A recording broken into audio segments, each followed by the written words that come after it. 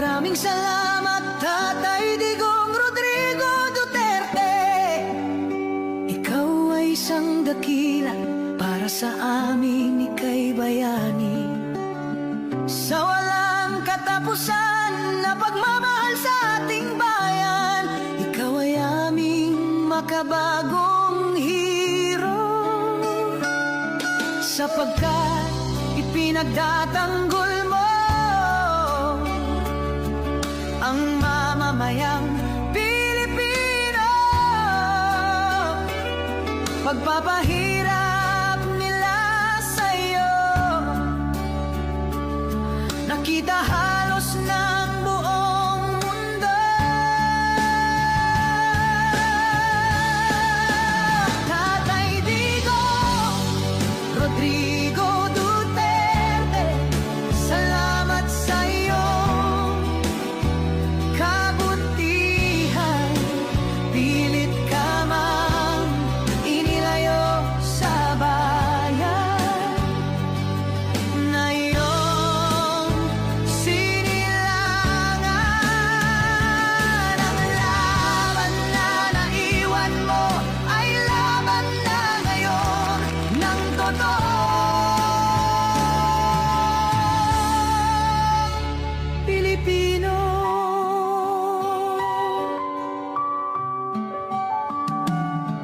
Sinubukan mong linisin ang ating bansang Pilipinas.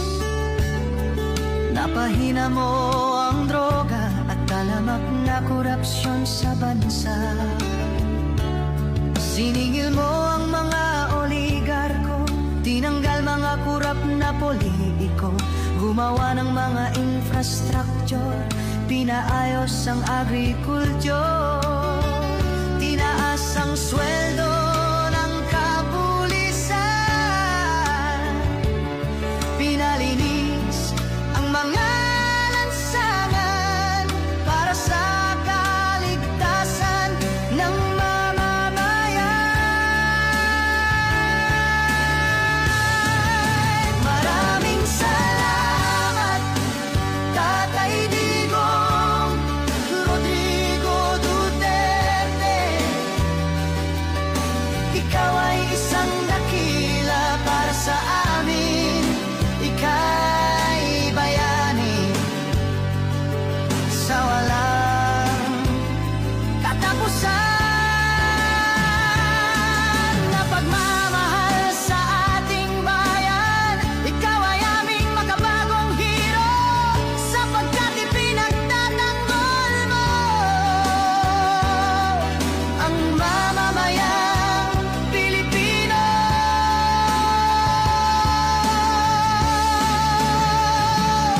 Merong pamilya na taga-norte, humingi ng tulong kay Rodrigo Duterte. May palibing ang kanilang ama sa libingan ng mga bayani. Dekada-dekada na ang dumaan, walang pumayag na pamahalaan. Ngunit dahil sa iyong kabutihan, ito ay iyong ipinaglaban. Nang may libing ang ama sa libingan ng mga bayani, ngunit ano ang kanilang ikinante? Kinawawa ang mga Duterte. Sila pa ang dahilan, ginamit ang mga nasasakupan sa pagpapakidnap, pagpapahirap at paglalagay sa'yo sa kulungan. Mga walang utang na loob, ginamit lang ang mga Duterte. Sila pala ay mga hudas, mga taksil at walang budhi, talamak na korupsyon at katiwalian, pagsimot sa pera ng bayan. Mga nakawan nitong pamahalaan, Duterte palagi pinagbibigyan.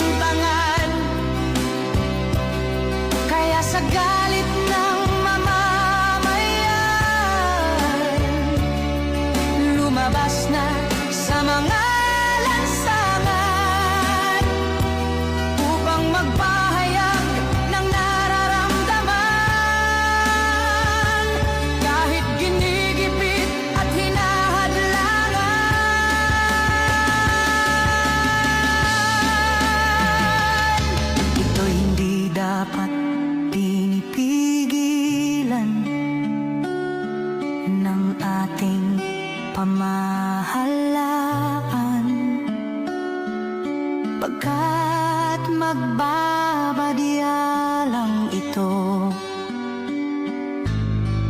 nang himagsikan